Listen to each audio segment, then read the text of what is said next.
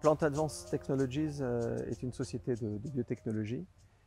Et chez Plant Advanced Technologies ou PAT, en fait, on découvre des substances naturelles à partir de végétaux. Et après cette activité de découverte, on va fabriquer ces substances par différentes technologies. Ici, dans la serre, on a un système de culture aéroponique de végétaux, mais on est capable aussi, par nos approches, par exemple, de fabriquer des substances naturelles par ingénierie métabolique. Cette technologie des plantes atraires, ça consiste à cultiver des plantes en aéroponie sur des tables qui les tiennent en position haute. Donc les racines vont pousser librement au travers de ce panier de culture. Le panier contient en fait des billes d'argile qui ne servent que de support mécanique aux plantes. Les racines se développent donc au travers de ce panier percé et régulièrement un brouillard nutritif va être projeté du bas de ce dispositif de culture. Et en fait, chaque goutte est une goutte de milieu nutritif qui contient des éléments minéraux, notamment azote, phosphate, potasse, mais aussi d'autres éléments comme le fer, le magnésium, etc. De manière à permettre à la plante de fabriquer dans les meilleures conditions ses racines. Et une fois qu'on a les racines produites, nous ensuite on peut les récupérer de manière non destructive pour la plante. C'est-à-dire que si je coupe ici, que je récupère ce manchon de racine, la plante va se remettre immédiatement à le fabriquer. Donc avec ce manchon de racine, je vais pouvoir étudier la composition phytochimique, comme on l'appelle. Et on va étudier ça pour une plante donnée, mais aussi pour une plante donnée au cours de son cycle de développement sur toute l'année. Parce que la quantité de molécules et la nature même des molécules qui sont fabriquées peut varier d'un mois sur l'autre, en quantité et puis en qualité également.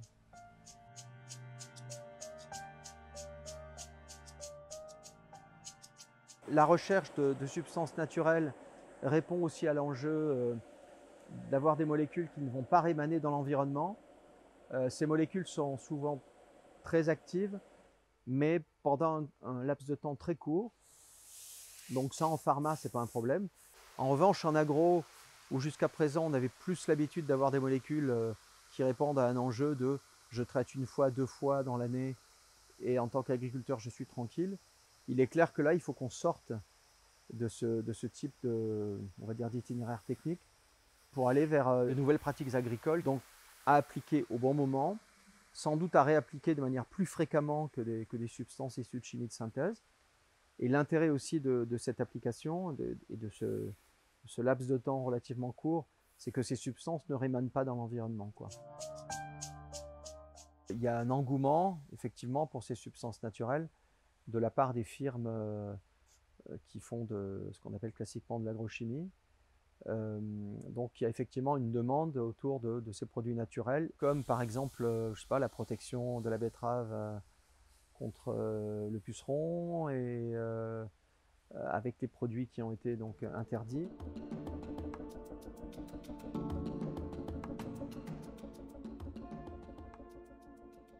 Alors ici, vous êtes dans le labo de chimie analytique. C'est ici qu'on va analyser ce qu'on récolte à la serre.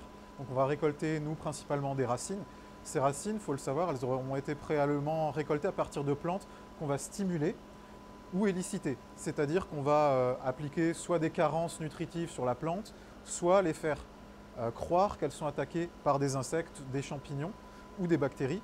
Et en réponse à cela, les plantes vont produire des molécules pour se défendre. Ces molécules-là, on va les retrouver dans les tissus qu'on va analyser. Et ici, principalement les racines. On en a un exemple ici de racines sèches que l'on récolte donc à partir de nos plantes. Et à partir de ces racines, nous allons réaliser des extractions liquides. Ces extraits de racines vont être testés. Sur de l'herbicide, ça va être sur de la flore adventice pour regarder si des choses dans l'extrait vont avoir un effet. On va appliquer l'extrait sur des adventices et regarder si un effet herbicide apparaît. Pour la partie fongicide, ça va être sur des champignons. Regarder si nos extraits atténuent ou réduisent la croissance de telle ou telle souche, etc. Ça nous donne des indications sur leur activité et si quelque chose d'intéressant est présent à l'intérieur de l'extrait.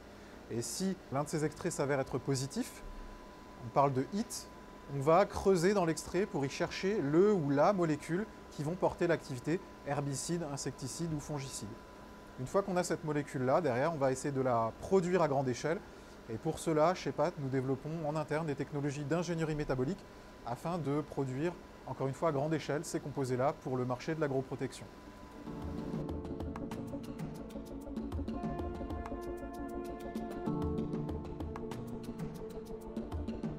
L'ingénierie métabolique, c'est une discipline qui vise à utiliser des outils moléculaires pour produire par exemple des molécules à haute valeur ajoutée, des protéines, des choses comme ça. Et tout d'abord, on va identifier donc une molécule d'intérêt qui va être difficilement sourçable dans la nature, où la synthèse chimique va être également extrêmement difficile parce qu'elle est trop polluante, parce que l'efficacité n'est pas réaliste.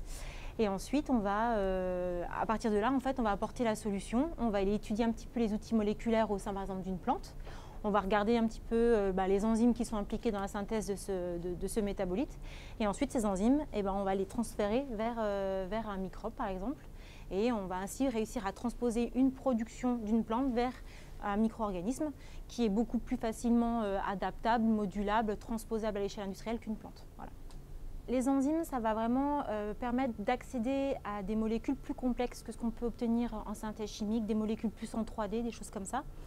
On va également pouvoir les synthétiser dans des procédés beaucoup plus verts.